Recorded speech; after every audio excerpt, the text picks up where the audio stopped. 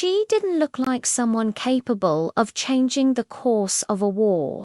She didn't look like someone who could break a record whispered about in special operations circles. And she definitely didn't look like the kind of woman who could make a SEAL admiral stop mid-stride, breath caught in his chest, as he watched her strip down a 50 cal Barrett M107 in less than 12 seconds. But on that cold Afghan morning, inside a forward operating outpost buried in the spine of the mountains, he realized something. Every man on that base would soon learn she was about to make a shot no one had ever made before. A shot the world would only believe because the Admiral himself watched it happen. Like, subscribe, and click the bell icon for more stories. Her name was Staff Sergeant Leanna Crowe, recruited and known among a very small circle as the quiet sniper with eyes that saw farther than the scopes she carried. But most of the new arrivals only saw a soft-spoken woman with sleeves rolled up, hair pinned back, and a calmness that felt almost out of place in a deployment zone where everything rattled with tension. The camera would follow her from the weapon racks to the workbench, slow, deliberate, capturing the way her fingers danced across steel and carbon fiber. She wasn't rushing, she wasn't showing off. She was simply working like a woman who trusted her craft deeper than she trusted the ground beneath her boots. The SEAL team had arrived only 12 hours earlier, dust-covered and mission-worn, tasked with intercepting a high-value courier running the ridge lines. The Admiral, a man with 28 years of command behind him, walked in expecting a typical meet-up. What he did not expect was to find a lone Marine sniper at the far edge of the armory, hands gliding across an M107 like a surgeon preparing for a heart transplant. No wasted movements. No hesitation. Every pin dropped exactly where it needed to be. Every spring slid free with the ease of muscle memory won from obsession, not training hours. The Admiral paused, watched, then stepped closer. Leanna didn't look up. She simply said, barely above a whisper, "The recoil dampener feels off by a millimeter. I'm fixing it." A SEAL chief joked under his breath, "Millimeter. Come on, nobody feels that by hand." She heard him, but she didn't respond. She didn't need to. Because 5 hours later, that same chief would watch her fire a single shot across a valley so wide it looked like it belonged on another planet, and he would never question her again. The base itself sat carved into a natural bowl of rock, half concealed by camouflage netting and half exposed to the freezing winds that whipped through the mountains without mercy. Snow rolled like smoke across the ridges. The sky hung low, heavy, silent. It was the kind of silence that made every boot step echo and every metallic click ring louder than it should. As Leanna reassembled the rifle, the camera would tilt upward to her face, steady, unreadable, focused, the look of someone preparing for something she couldn't yet describe, but deeply felt, because earlier that morning, intel had come through. A hostile sniper, one responsible for more than a dozen kills across the region, had been spotted along the mountain spine. The distance was almost unbelievable, 2,800 meters. No one attempted shots from that far unless they wanted to miss or die trying. Even the admiral said quietly, "We don't have anyone positioned to counter that kind of threat." Liana simply tightened the last screw, locked the bolt forward, and stood. "I'll take it," she said. 4 words that made the entire armory fall silent. Even the wind seemed to pause. And somewhere beyond those ridge lines, the sniper who thought he controlled the mountain didn't yet know someone far more patient, far more skilled, far more determined had just stepped into the fight. The cold pressed against her like a living thing as she stepped out of the armory, the EM-107 resting across her chest with the effortless familiarity of a woman who had carried it through to many valleys, to many nights, to many missions that still replayed behind her eyes. The camera would follow her boots moving across the rocky ground, each step crunching through frost as clouds of breath drifted past her face. She didn't rush. She didn't need to. Her calmness drew a line through the tension surrounding the outpost, a tension thick enough to feel in the lungs. The SEALs watched her go with mixed expressions. Skepticism, curiosity, and something else they weren't ready to admit. Respect, maybe. Not yet, but the beginning of it. The admiral stepped out behind her, arms crossed, brow furrowed against the wind. He had seen hundreds of shooters, trained thousands, commanded some of the most elite in the world. But he couldn't shake the feeling that the woman walking ahead of him carried something heavier than the weapon across her chest. Something inside her, old, unsaid, quietly burning. The Overwatch Tower stood on the northern edge of the base, a skeleton of steel and sandbags rising above the frozen terrain. The climb was steep. The wind howled around the ladders. But Liana didn't hesitate.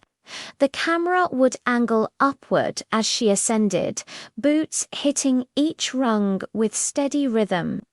The higher she climbed, the sharper the wind cut across her face, but her eyes remained focused on the ridgeline to the east, the place where the hostile sniper was last seen. She could almost feel him, not visually, not in any technical way, just sensed him, the way experienced hunters sense one another in the same forest. At the top, she laid the M107 across stacked sandbags, unfolding the bipod with a soft metallic click. She brushed frost from the firing line with her glove, then lowered herself behind the scope. The lens fogged for a moment as her breath hit the cold metal. She waited until it cleared. Below her, the admiral reached the final steps, breathing hard from the climb. "You sure you want this spot?" he asked, voice raised against the wind. "This is the only angle that gives me a clean line through the valley. He'll show himself." "How do you know he's still out there? He hasn't taken his last shot yet." The admiral said nothing, because the way she said it wasn't confidence. It was certainty. The camera would glide behind her shoulder, framing the frozen valley through her scope. Jagged cliffs, wind-carved snow, The kind of silence that hides danger in plain sight. At 2,800 meters, even the shimmer of heat of a rifle barrel could betray a shooter. But in this deep cold, she was looking for something else. The unnatural stillness that comes with intention, the slight curve of a shadow that shouldn't exist, the hint of movement in the wrong place. Minutes stretched. The outpost carried on below, unaware that everything depended on this quiet, waiting moment. The Admiral crouched beside her, speaking low crow. "You ever taken a shot this far?" She exhaled slowly. "Once." "How'd it end?" The right person lived. He wanted to ask more about who the wrong person was, about what memory tightened her jaw the moment she answered, but he didn't, because suddenly her body stilled like a predator whose instincts had snapped into place. "There," she whispered. The wind gusted, almost drowning her voice. The Admiral scanned the ridgeline with his binos, but saw nothing, where she lowered her cheek to the stock, finger resting along the trigger guard. "He's not aiming at us," she murmured. "He's aiming past us." The Admiral stiffened. At who? And that's when the radio crackled. Urgent, frantic, barely cutting through the static. "Eagle Patrol. Taking fire. Someone's hit." Liana didn't blink. She already knew. Someone was about to die if she didn't take the shot. The call over the radio was jagged with panic, distorted by distance and fear. But Liana heard every syllable with brutal clarity. A patrol, one of theirs, was caught in the open. No cover, no elevation. No chance to survive a hidden shooter who controlled the high ground like a god with a scope. The wind tore at her hair as she leaned in closer to the M107, her breath steadying, her heartbeat slowing into that strange, unnatural calm that only came to her in moments others would collapse under. It was the calm she feared, the one that had followed her since the last time she'd taken a shot like this. And lost someone she loved. The camera would sweep across the valley, capturing a wide, aching emptiness broken only by jagged ice and distant rock. Then it would tighten in, slowly framing a tiny flicker of movement near the far ridge, barely visible. Almost imagined. But she knew. She felt it before she saw it. That sniper wasn't just setting up for a shot. He was settling in for a kill he believed was guaranteed. Below her, boots hammered against frozen gravel. Seals scrambled. Marines shouted for medics. The air filled with the electric terror of men who knew they were being watched by someone they couldn't see. The Admiral lowered his binoculars, frustration etched across his face. "Crow, I don't have eyes on anything." "How the hell stop talking?" she said softly. He did, not because he was offended, but because of the way she said it. Quiet. Focused. Absolute. The wind shifted, dragging icy crystals across the barrel of the M107. She adjusted for drift, then again for temperature, then for the almost non-existent angle of the enemy's prone position, one she somehow detected from a glint no larger than a grain of sand range. The Admiral asked. She didn't hesitate. 2,792 meters. That's, he caught himself. Too far, too unstable, too impossible. But she had already begun the silent ritual inside her mind. Breath in, breath out. Count the seconds between gusts. Let the body fall away until only the sight picture exists. Through the scope, she finally saw him. A faint shape nestled between two slabs of ice, camouflaged too well for anyone else to detect. His rifle extended, barrel resting on a rock, muzzle pointed downward toward the patrol pinned in the valley below. He was relaxed, certain, waiting for the perfect moment to finish the job. Her jaw tensed. Something old flashed through her memory. A different valley, a different sniper, a different man she couldn't save.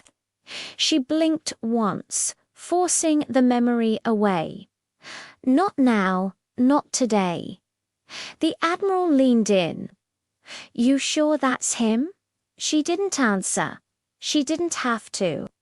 Her finger hovered above the trigger, not yet touching it. She watched the enemy's breathing rhythm through the subtle rise and fall of the snow dust near his muzzle. She matched it to the wind's pulse. She let her heart settle into a slower beat, one she had trained into herself over years of quiet suffering and relentless practice. The radio flared again. "Medic down." Repeat, "Medic down." Liana exhaled, not a normal exhale. A sniper's exhale, the kind that emptied the soul before the body. Her finger brushed the trigger. But then something changed. The enemy sniper shifted his rifle slightly, intentionally past the patrol, past the valley, toward the base, toward her tower. The Admiral's eyes widened. "He's on to us." "No," she murmured, eyes cold, steady. "He's on to me." The wind dropped for half a breath, a moment too brief for any normal shooter to use, but not for her. She squeezed, and at that exact instant, the world seemed to freeze. The shot boomed across the mountains. A sound that didn't just echo, it claimed the valley. But whether it hit, whether she made the impossible shot, no one could see through the wall of drifting snow that erupted across the ridge. Not yet.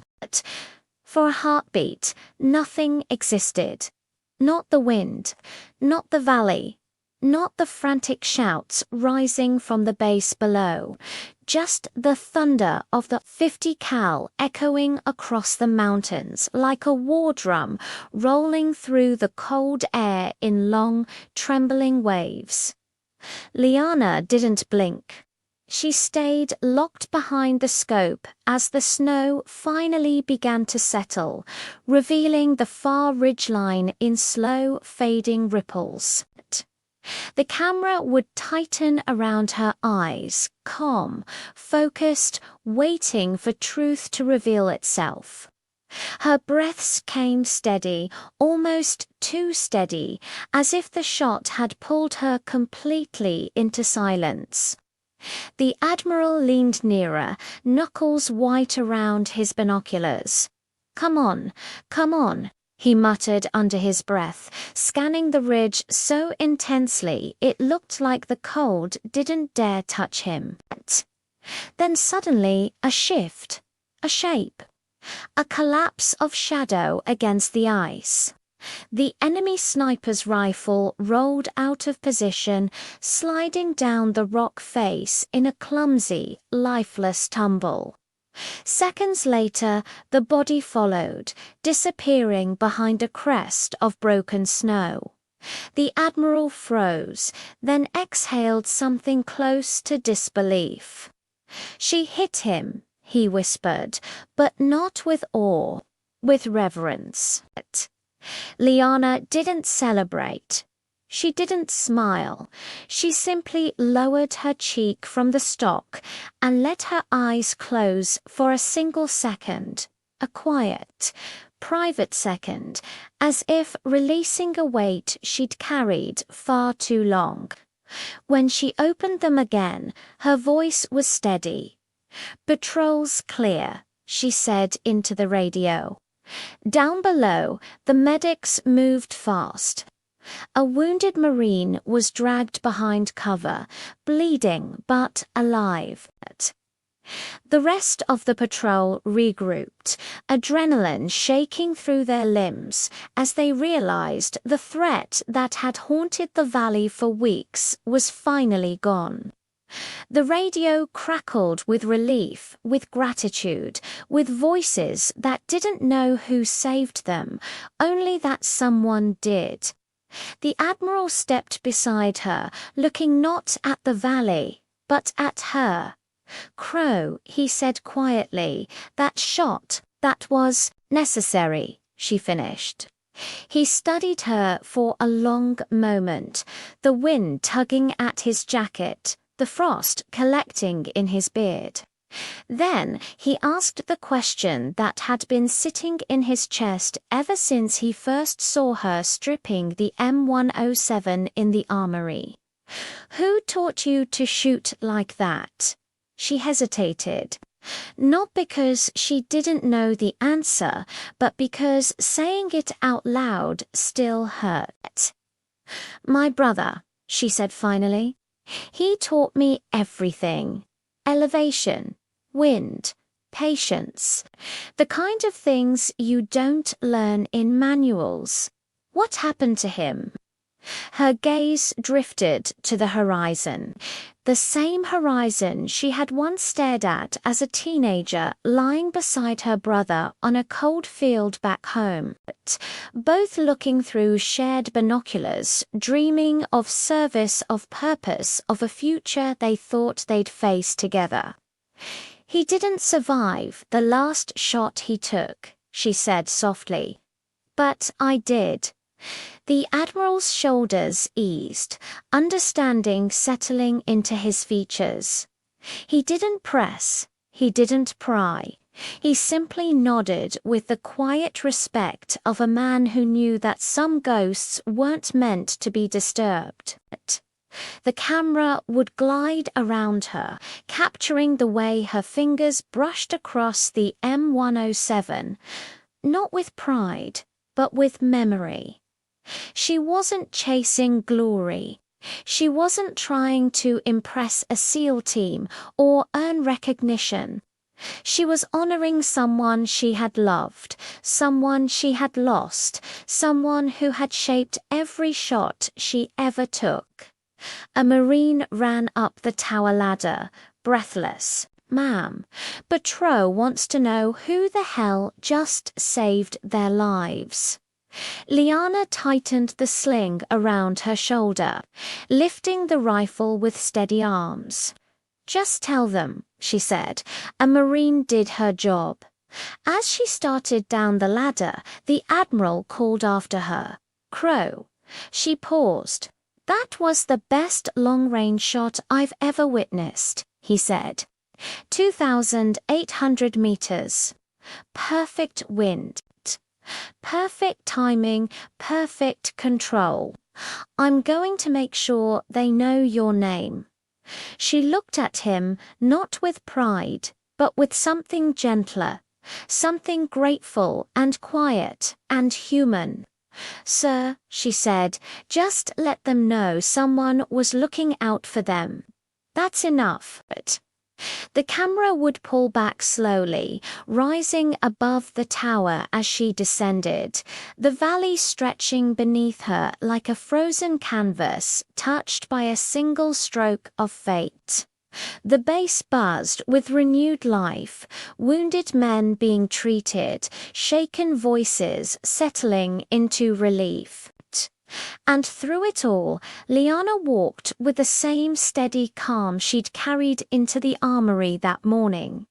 A calm born not of confidence, but of purpose. She didn't look like the person who had just ended a threat haunting the mountains for months. She looked like someone carrying a memory, someone honoring a promise. Someone who, when the mountains demanded it, became the quiet guardian no one expected until the moment she saved them all.